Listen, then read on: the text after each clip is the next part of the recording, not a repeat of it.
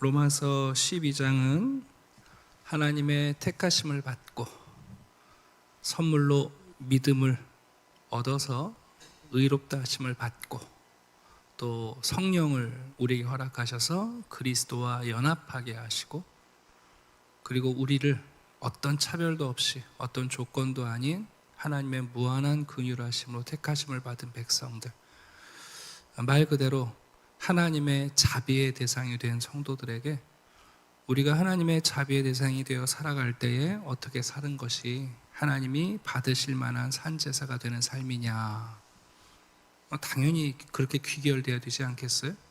우리가 무지하고 죄를 짓고 하나님과 원수가 되었을 때 하나님이 우리에게 자비를 베풀어 주셨다면, 우리가 그 자비하심을 받았다면 당연히 우리가 어떻게 응답할까, 어떻게 반응할까, 어떻게 살아가야 될까, 당연히 여러분 그 고민을 하게 되지 않겠습니까?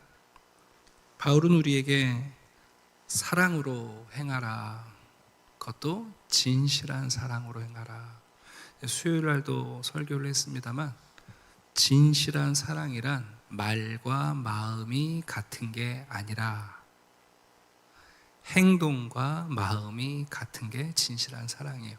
성경에서 말하는 사랑은, 그래서 행동이 없는 사랑은 성경에서 말하는 사랑이 아니에요. 그 진실한 사랑을 얘기하실 때 딱 한 가지 지침을 주시는 거예요. 우리가 지금 하나님의 자비의 하심을 받고 살아가지만 세상에는 분명히 악이 존재하고 악인이 있어요. 하나님의 선이 존재하고 하나님의 선한 자들이 있어요. 우리가 진실한 사랑을 선택할 때마다 바른 분별력을 가지고 악을 선택하지 말고 선을 택하는 것, 그게 성도의 지혜예요. 사랑이라는 것이 구체적으로 실천되어질 때 그 사랑은 반드시 악의 열매를 맺는 게 아니라 선의 열매를 맺는다는 거예요. 자, 오늘 14절을 보게 되면 놀라운 이야기를 하십니다. 하나님의 자비하심을 받고 살아가는 모든 성도들은 그 누구도 저주하지 말라는 거예요.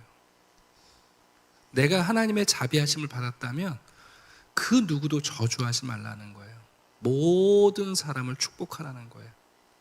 우리에게 대제사장이 된 왕의 제사장으로 우리를 불러주셨으니까 마치 제사장이 백성들을 축복하듯이 우리는 하나님의 자비하심에 된 모든 사람들을 축복하라는 거예요.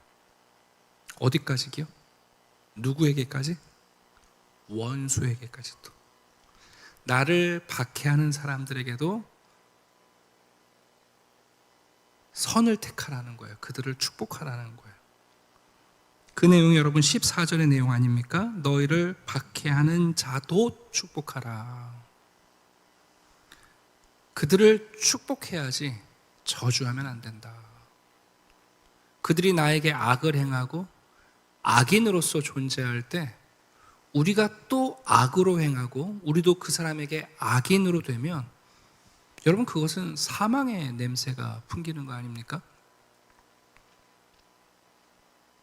15절을 보시게 되면 이런 말씀이 있죠. 즐거워하는 자들과 함께 즐거워하고 우는 자들과 함께 울라. 근데 여러분 문장의 흐름을 보면 여기 즐거워하는 자들, 우는 자들이 그리스도인들만을 얘기하겠어요? 아니면 모든 사람을 얘기하겠어요?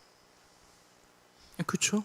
지금 문장의 흐름을 보면 꼭 예수 믿는 사람들과만 동고동락, 희노애락을 하라는 게 아니라 모든 사람과 더불어 그들이 즐거워하며 함께 즐거워해주고 그들이 울면 같이 울어주라는 거예요. 여러분 그러니까 세상에 대하여 가장 큰 공감 능력을 가지고 있는 건 기독교 공동체여야 돼요.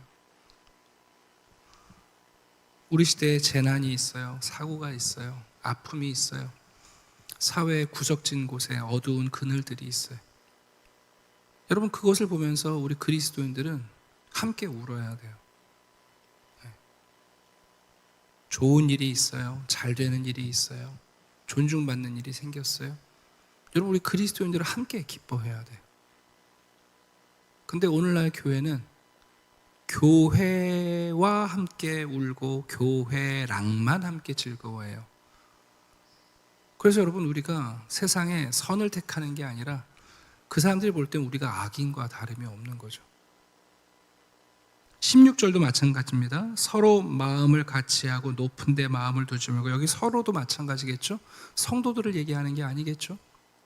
네, 문장의 흐름을 보면 여기 서로도, 여러분 결국은 17절에 나오는 아무에게도, 18절 모든 사람과 더불어 화목하라. 여러분, 이 지침은 지금 교회 안에서 믿음의 형제 자매들을 향한 지침이 아니에요. 오해하시면 안 돼요. 우리가 하나님의 큰 자비하심을 받고 살아가는 사람들이에요. 분명히 세상에는 악과 악인이 있어요. 그러나 우리는 모든 사람과 더불어 화평하고 그들을 저주하지 않고 축복해요.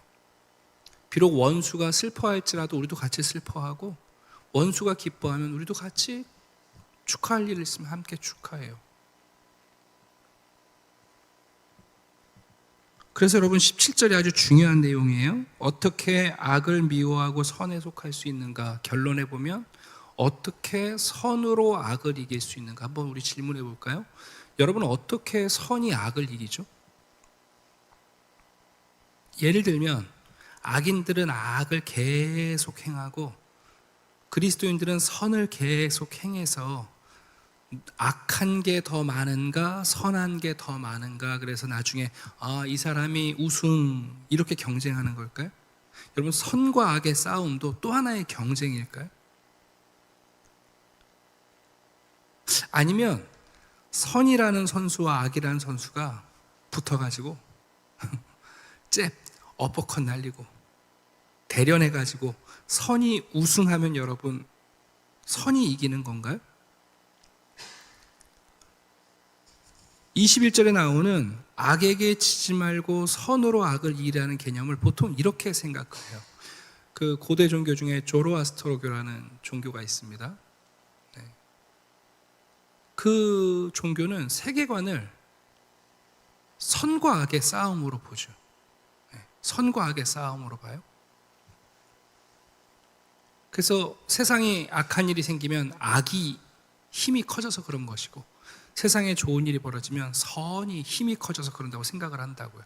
선한 신과 악한 신의 싸움으로. 여러분, 그런 개념이 아니에요. 우리가 세상의 악인들보다 선을 더 많이 행해서 우리의 양을 늘리는 것으로 이기는 게 아니고, 질을 높이면서 이기는 게 아니에요. 중요한 게 뭐냐면 어떻게 선으로 악을 이기냐면, 악인과 악이 우리에게 악을 행할 때 우리가 어떻게 반응하는 거예요? 우리는 그 악에 선으로 반응하는 거예요. 그게 악을 이기는 선의 능력이에요. 선을 많이 쌓고 악을 쌓아서 선의 양이 많아서 악을 이기는 게 아니라, 누군가 나에게 악을 행할 때 우리는 선을 행하는 것이 이기는 거예요. 저 사람이 욕을 했어요. 더러운 욕을 했어요. 그런데 여러분, 우리는 거기에 대해서 축복해주고 위로해주고 격려해줄 때, 그때 선이 악을 이기는 거예요. 이런 얘기하면 참 목사님 속 좋은 얘기한다, 내가 무슨 성인군자냐, 그게 되냐? 그럼 사람으로 살지 말란 뜻이냐? 근데 여러분, 전제가 뭐예요? 전제가 하나님의 자비하심을 내가 받고 있다는 걸 기억해야죠. 왜요? 하나님이 하나님에게 악을 행한 나에게 선을 행해 주셨잖아요. 내가 하나님에게 원수로 살아왔는데 하나님이 나를 보복하시지 않고 원수인 나를 위해서 자기 자신이신 예수 그리스도를 죽기까지 우리에게 주셨잖아요. 여러분, 지금 이 로마서 12장의 전제는 뭐냐면 1절에 있는 내용이에요. 모든 자비하심으로 너희를 권하노니. 그러니까 되게 웃기는 게 뭐냐면, 본인들은 지금 하나님께 원수로 악을 행했으면서 하나님에게 선으로 응답을 받고 있으면서 여러분, 이 땅을 살아가는 악인들이 나에게 악을 행할 때 왜 여러분 선으로 행하지 못합니까? 그리스도인의 삶은 매우 단순해요. 정말 우리가 하나님을 사랑을 받았다고 얘기하면 그렇게 믿는 걸로 끝나는 게 아니라 진실한 사랑, 그 사랑이 행해진다니까요. 그 진실한 사랑이 행해지는 게 뭐냐? 악을 택하지 않고 선을 택한다는 거예요. 누구에게까지도? 원수, 악인들에게까지도 우리는 선을 택해요. 그래서 저주하지 않고 축복합니다. 근데 놀라운 사실은 여러분, 이런 원수들에게 축복하는 일은 세상에 생명의 냄새를 나타내기 시작하는 거예요. 세상이 악이 행해지면 더 큰 악으로 반응하는 악의 악순환 속에 있는 세상 속에서 그리스도인들은 놀랍도록 하나님의 자비를 받고 악을 행하는 세상에 선으로 응답함으로 갑자기 사망의 냄새가 가득한 세상에 생명의 냄새가 어디선가 풍겨나기 시작하는 거예요, 여러분. 그래서 사망은 죽은 자들에게 역사하는 것이고 생명은 살아있는 자들에게서 역사하는 거예요. 악인과 악인들이 악을 행할 때 우리가 여러분 그들을 축복하고 선을 행할 수 있을 때 갑자기 여러분 생명이 나타나는 거예요. 그때 악인들이 알아요. 야, 우리가 죽을 인생이고 저 사람들이 살아있는 사람들이구나 하고 안단 말이에요, 여러분. 그래서 바울이 우리에게 우리는 그리스도의 편지다. 우리는 그리스도의 방향제다. 세상에서는 사망의 냄새가 있지만 우리들에게는 생명의 냄새가 난다. 여러분, 냄새라는 게 얼마나 치명적입니까? 여러분 아시잖아요. 어느 날 노숙자 싹 지나가면요, 냄새가요 다들 코를 막고 고개를 돌려요. 근데 여러분 가다가 어디서 만두 찌는 냄새 나면요, 아이고, 한 번도 생각해서 만두가 먹고 싶어져요. 로마서 이 12장의 후반절을 읽으면 보통 우리는 아이고, 무슨 이상적인 이야기를 하시나. 근데 여러분, 생명은요 이상이에요. 여러분, 무덤에 가면 처절한 현실을 보실 수 있죠. 아, 다 죽는구나, 썩는구나. 그럼 여러분, 살아있다는 것 자체가 기적이고 우리가 살아있던 것 자체가 여러분 우리의 이상이에요.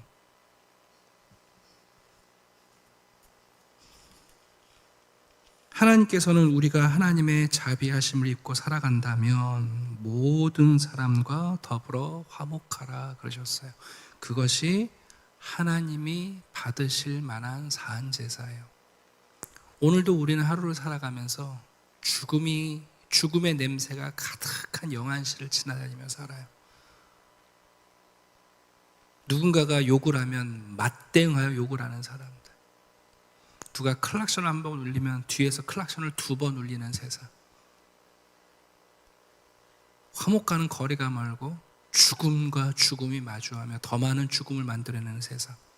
근데 여러분, 거기에 갑자기 생명이 끼어드는 거예요. 네. 그때 여러분 사람들이 당황하는 거예요. 낯설어하는 거예요. 그때 여러분 감각이 살아나요. 알게 돼요. 내가 죽음 가운데 있었구나. 저 사람이 살아있는 사람이구나. 난 죽은 자구나. 저 사람이 살아있는 사람이구나. 저런 게 마음이구나. 저런 게 사랑이구나 하고 여러분 알게 된다는 거예요. 왜 하나님은 우리에게 이런 삶을 요구하실까요? 하나님이 세상을 사랑하신다는 것을 세상이 바뀌어서가 아니라 그 세상에 먼저 하나님의 자비하심을 본 백성들이 자비를 베풀고 축복함으로 하나님이 세상을 사랑하신다는 증거를 분명하게 보이시는 거예요. 그 사람들은 얘기하죠. 야, 하나님의 살아계심을 어떻게 하냐고요? 생명이신 그분의 생명이 우리에게 있어. 사망 가득한 세상에 선을 베푸는 생명이 흘러들어갈 때 알게 되는 거예요. 네. 여러분, 산을 타시다 보면 물이 어디선가 흘러나오죠. 네. 물이 어디서 나와요? 수원지가 있다는 거 아닙니까? 이런 얘기하면 하나님이 성도들, 우리들의 마음속에, 자연인의 마음속에 또 보복하고 싶은 마음, 억울한 마음이 있는 거 알아요. 아니 하나님 그럼 계속 때리는데 맞기만 하란 말입니까? 아니 나를 이렇게 압제하고 나를 때리는데 어떻게 그들을 축복합니까 하나님? 그 항변의 마음이 우리 가운데 차오르는 걸 아신다고요. 그래서 19절 다시 우리의 기억을 상기하세요. 내가 지금 누구에게 이 말을 하고 있느냐? 내 사랑하는 자들아. 야, 너희들 지금 내 사랑을 받고 있는 사람들 아니냐? 왜 너희들 마음속에 또 사망의 냄새를 쫓아 살려는 그 불쑥 뻔한 생각에 너희들을 사로잡느냐? 내 사랑하는 자들아. 그러면서 하나님이 뭐라고 하세요? 그럼 여러분 원수들 하나님이 잘 되게 하신대요? 아니죠. 뭐라고 그러시는 거예요? 원수 갚는 건 내가 한다. 그 원수에게 보복하는 일, 그 악을 제거하는 일, 악을 심판하는 일은 친히 내가 한다. 그걸 너희들이 하려고 하는 순간 칼을 잘못 휘두른다는 거예요. 자, 19절입니다. 내 사랑하는 자들아, 너희가 친히 원수를 갚지 말고 너희들은 축복권만 갖고 있어. 심판권이 없어. 너희들은 함께 울고 함께 웃어지는 공감의 특권만 갖고 있어. 너희들은 저주권이 없어. 하나님의 진노하심에 맡기라. 기록되었을 때 원수 갚는 것이 내게 있으니 내가 갚으리라고 주께서 말씀하시니라. 한번 여쭤볼게요. 여러분에게 악을 행하신 원수들 하나님이 심판하셨어요? 안 하셨어요? 안 하시죠? 그러면 그 사람이 원수란 얘기예요? 아니란 얘기예요? 아니란 얘기예요. 참 사람들이 착각하는 게 뭐냐면 이 말씀 또 읽고 나서 한다는 얘기가 근데 왜 저 원수를 하나님이 저렇게 오랫동안 놔두시나 그런다고요. 정답은 뭐예요? 네가 착각한 거다. 원수 아니라는 거예요. 우리는 나한테 소홀하기만 해도 원수라고 생각해요. 나한테 더 잘해주지 않아도 원수라고 생각해요. 내가 말하기 전에 나를 도와주지 않아도 원수라고 생각하는 게 우리들이에요, 여러분. 왜 하나님이 내가 갚는다 말씀하시는가? 우리에게 원수 갚을 권세를 주시면 아무한테나 칼을 휘두르거든요. 여러분 이스라엘 백성들이 광야 생활 마치고 가나안으로 들어갈 때 아말렉이랑 전쟁하잖아요. 그죠? 하나님께서 아말렉에게 뭐라고 그러세요? 내가 대대로 싸운다 그러신단 말이에요.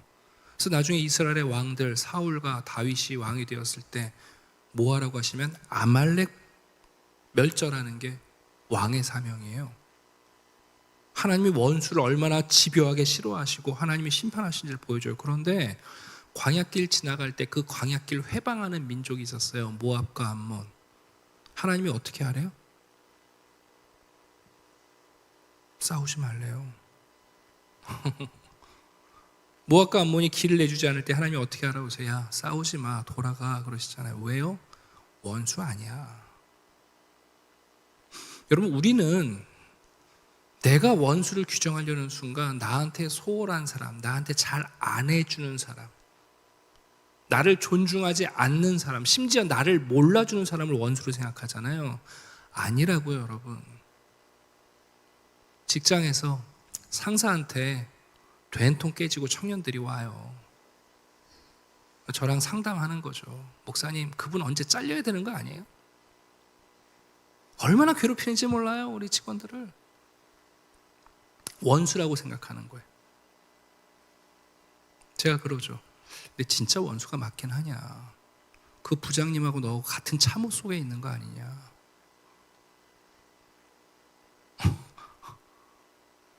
진짜 원수 맞냐? 그분은 부장이 되는데 그 회사에서 몇 년이나 있었냐? 그럼 그분은 놀기만 했는데 부장이 됐더냐? 여러분, 우리가 원수가 아닌 걸 원수로 생각한다니까요. 심지어 남편을 원수래요. 하나님께서 보복하셨으면 어떡할 뻔했어요. 자식을 원수래요. 또 10년 전만 해도 내 새끼 하면서 업고 안고 기르더니 이제는 지 원수래요. 그럼 하나님이 원수 갚으시면 좋겠어요? 우리는 원수를 분별을 못한다고요. 그래서 하나님이 말씀하시는 거예요. 원수 갚는 건 내가 안다. 왜냐하면 너는 분별력이 없다. 그냥 너는 선만 택해라. 악으로 누구에 다가와도 적당한 악을 찾지 말고 그냥 축복하고 선대해라. 그래서 이어서 나오는 거예요. 20절. 네 원수처럼 보이는 사람이 줄이면 어떻게 하라고요? 먹이라고요. 왜요? 그가 원수가 아니니까. 원수가 아닐 수 있으니까요. 원수처럼 다가오는 사람이 목말라 하거든.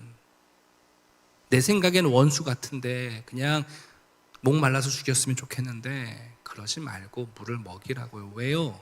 그가 나중에 너에게 선을 베푸는 하나님의 선물이 된다고요.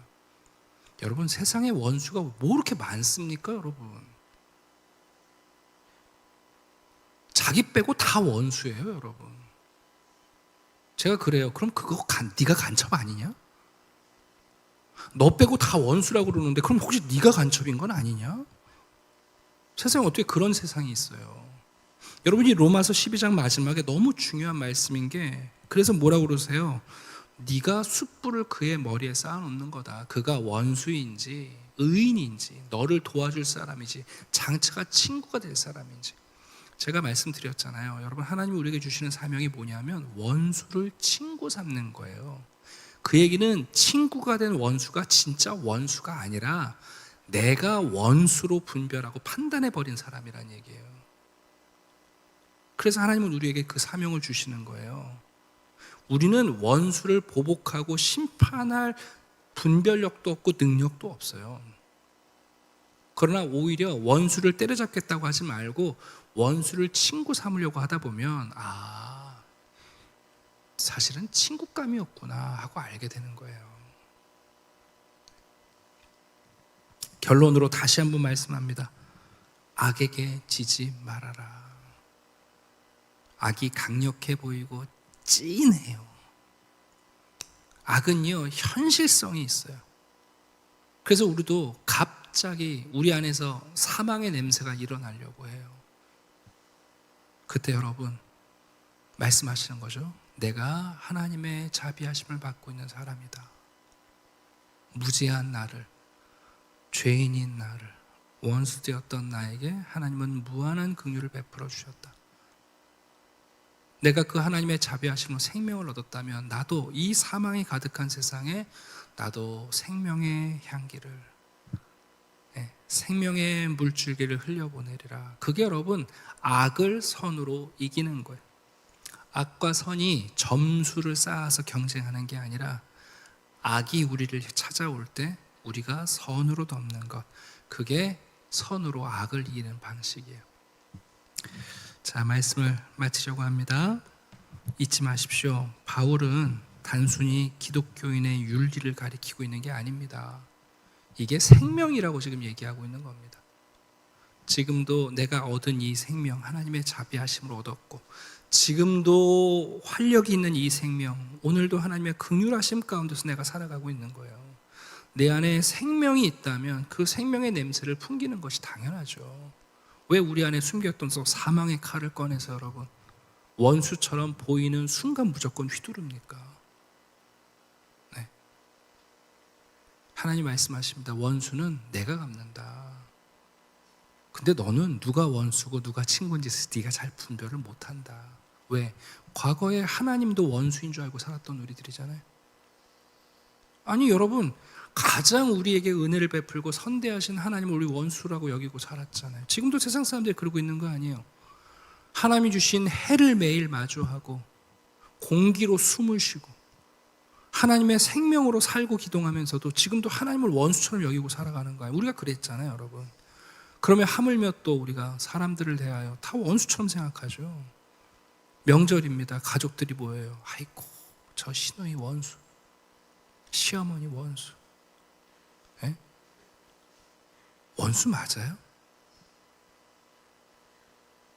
중병 나서 한 달 반 누워보세요. 저 이모는 맨날 놀기만 해. 그분이 와서 간병해줘요. 여러분, 인생이라는 게 얼마나 여러분 우리의 예측을 뛰어넘고 뒤집는지를 지금도 모르고 살아가는 거예요. 하나님의 은혜가 뭔지를 모르는 거예요, 여러분.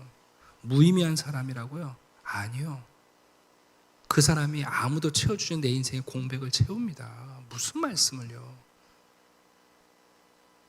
로마서 12장에서 우리에게 전하는 이 메시지는 생명의 이야기예요. 하나님의 자비하심을 받고 있는 우리가 어떻게 여러분 원수를 발견하기에 급급합니까?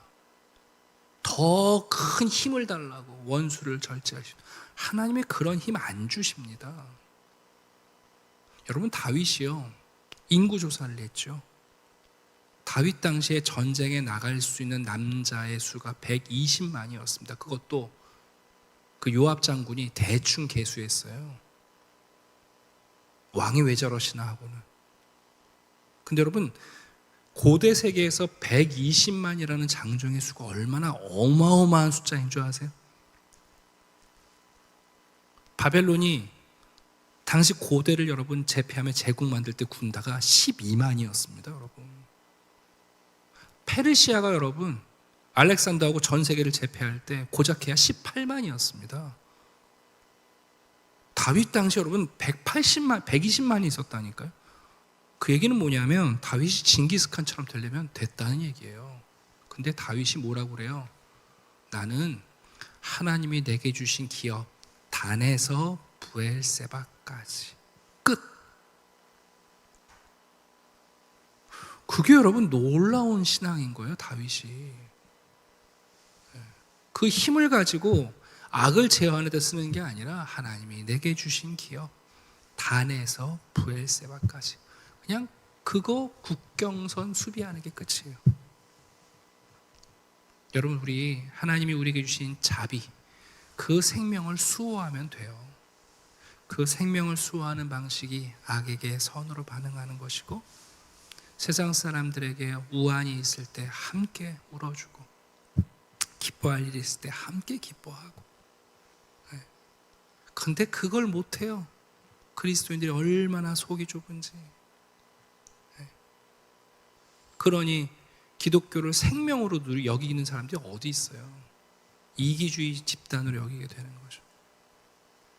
자, 오늘도 아마 원수처럼 보이는 사람들을 아주 많이 마주하실 텐데, 우리는 축복권만 가지고 있고, 우리는 동고동락하는 공감의 권세만 가지고 있습니다.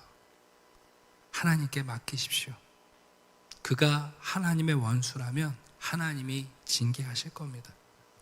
그러나 하나님이 그가 장차 우리의 친구가 되고 우리의 은이 될 만한 사람이라면 우리의 관계를 화목하도록 인도하실 겁니다.